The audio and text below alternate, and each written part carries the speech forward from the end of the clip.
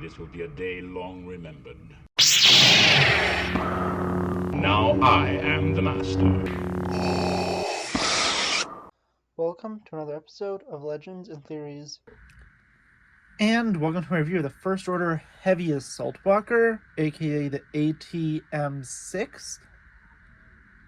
And this is a massive set based off of The Last Jedi and the giant walker that was seen in it, which is one that's actually made to be an improvement of the AT-AT.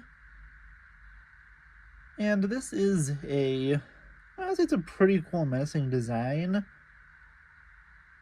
But because this set does actually go for a good amount, I'm going to be selling it. As you know, I was considering keeping it, but it's not a priority for me, so I'd rather get other sets than have this one. And now to look at the really weird figure selection for this. We have one First Order Stormtrooper. I mean, it's a pretty generic character, but it's a nice inclusion. And one First Order tank pilot, I don't know the exact name, with an angry clone head and some unique printing. This figure only came in one other set, I believe, which is the microfighter version of this.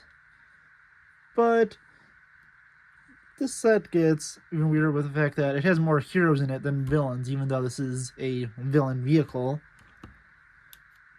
We have another Resistance Trooper. This one has a beard, no backhead printing, and I think a pretty generic face print. At least unlike the Heavy Assault Scout Walker, he actually does have one of these visors on, which it just looks so weird with this not on. I think it just looks like it will be a better helmet. He has a blaster and a pretty generic torso for this type of trooper. Don't know if it's reused or not. We then have, I believe, Poe is a captain in this movie because he gets demoted. And this is a figure that's unique just for the hairpiece on him. I think this exact figure is in a set we'll be looking at in a few weeks that goes alongside this, which is the Ski Speeder. And one side has a jacket, the other side a little more nervous expression. And yeah, honestly, this figure it's decent. And finally, we have Rey. I think this was the only side in the original way that had her in her full Last Jedi robes, or what it was supposed to be. I think this is the exact same Rey head that's on basically every Rey figure. And she does have this unique hairpiece, which I also think it's a good hairpiece. She has Luke and / Anakin's lightsaber. And yeah, honestly, it's a decent figure. Just not my personal favorite. Is not a huge fan of Rey, mainly because of bad writing. Sorry for the jump cut. I just realized how reflective this area is over here, so I put some stuff on to cover up my face. So yeah, I was saying that this is a set that is a vast improvement over the AT-AT. And I do have that to my left, but I have it wrapped up by a snow speeder, so it'll be way too much of a pain in the butt to get that out right now. And that set is really fragile with the legs. Well, this one has far more sturdy legs, which actually is intentional, which is why they're supposed to be better. These aren't made to be as easily tripped, with these front legs being a lot larger and more secure.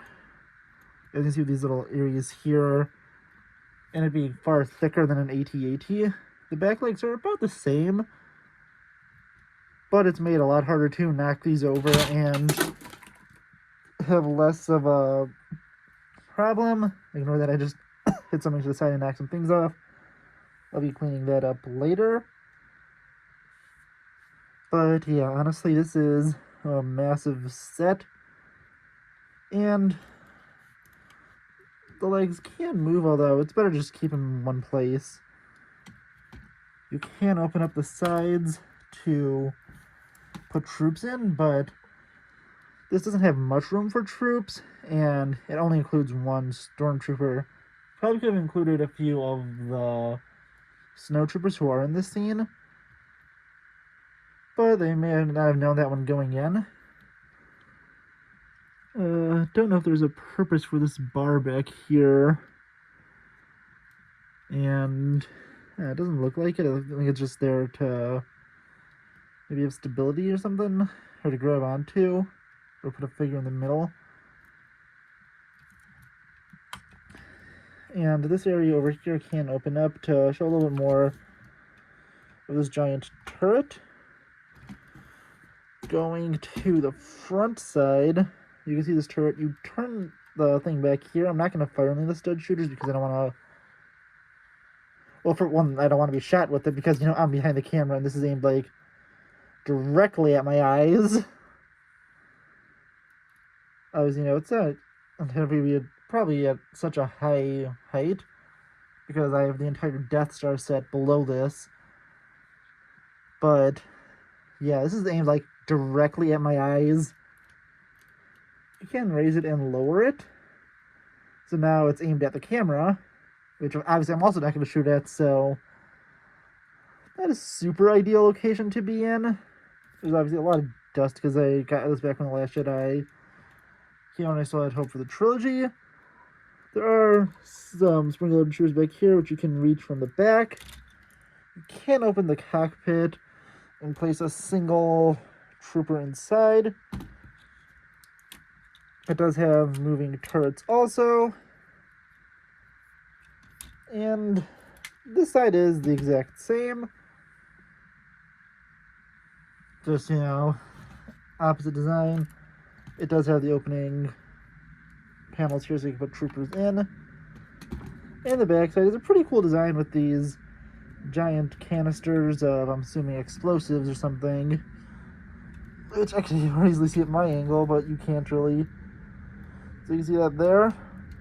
Being there. And honestly, yeah, this is it's a cool set. It's probably one of the best designed ones from the sequels, giving a clear, different design than the AT-AT. And you know what? I could just get this and this sort of to the side, show that there, and kind of show this under it to see the difference in design between the AT-AT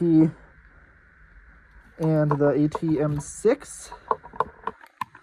But yeah, honestly, although it does have some improvements in design, it still looks menacing and kind of interesting with this kind of like beard design down here. But it's nothing too iconic and great for me to really want to keep. And it's just, a more advanced AT-AT, which, well, it does have some improvements. It's just not going to be as iconic as the classic AT-AT. And yeah, honestly, also another thing is this design is this neck is a lot more secure, so you can't just shoot that which is the weak point of the AT-AT. It is what the rebels would regularly exploit when fighting the Imperial Walker. Since that and the legs were the main weak points. I'm sorry for jumping again. I literally just realized as I was doing the outro that there's these little hatches over here. Again, I haven't touched this set in a while. Over here there's a box. We'll take a look at what's in it. It looks like it just has a few studs in there to help arm the stud shooters. And yeah, there's that over there. Other side just has more studs piled up. So yeah, honestly, now you can let me know what you think about this in the comments. And I will see you all in the next episode of Legends and Theories. Thank you for watching this episode of Legends and Theories. Please subscribe, like the video, share the video, leave a comment, check out the video on screen, and may the Force be with you.